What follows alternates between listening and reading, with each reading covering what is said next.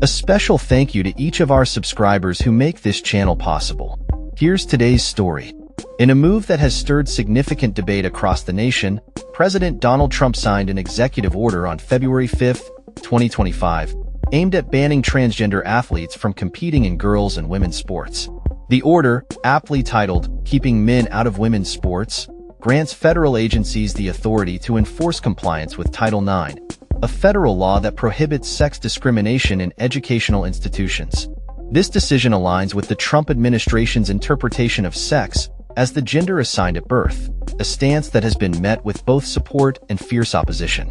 During the signing ceremony held in the East Room of the White House, Trump declared, "With this executive order, the war on women's sports is over."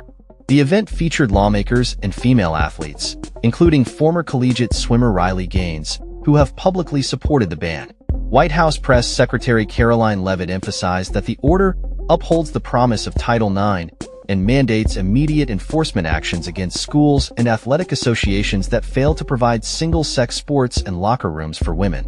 The timing of the order coincides with National Girls and Women in Sports Day, highlighting the administration's focus on women's sports amidst ongoing discussions about transgender rights.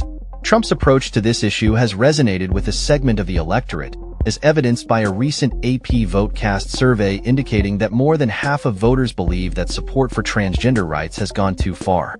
The executive order provides clarity on the administration's stance, authorizing the Education Department to penalize schools that permit transgender athletes to compete, which could lead to schools losing federal funding if found in violation. This enforcement will be a priority for the Education Department, which has already initiated inquiries into various institutions, including Denver Public Schools, over policies related to transgender students.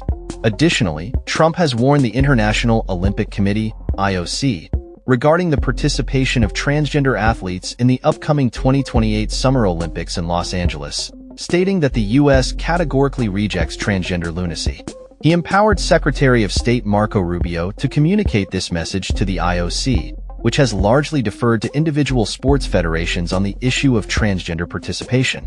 The IOC's policies could shift with the upcoming election of a new president, as candidates like former track star Sebastian Coe advocate for limiting participation in women's sports to cisgender women.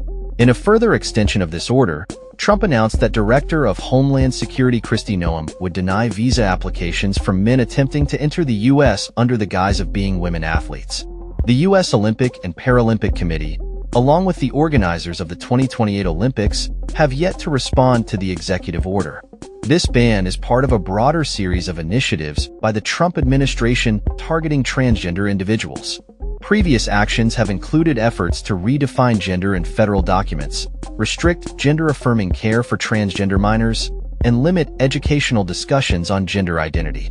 Advocacy groups such as the National Women's Law Center and GLAAD have condemned the order, asserting that it undermines the rights of transgender students and their ability to participate in sports.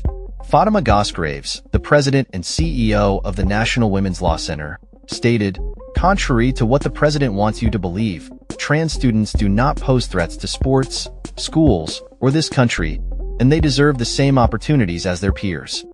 Legal challenges to the administration's policies have already begun, with several lawsuits filed by transgender individuals claiming that these orders violate constitutional protections and exceed presidential authority.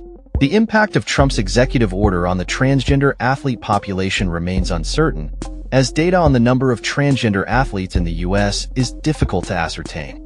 However, experts suggest that the actual number of transgender athletes is likely minimal, with many states struggling to provide evidence of issues arising from their participation. For instance, in Utah, the state legislature passed a ban despite having only one transgender girl competing in K-12 sports who would be affected.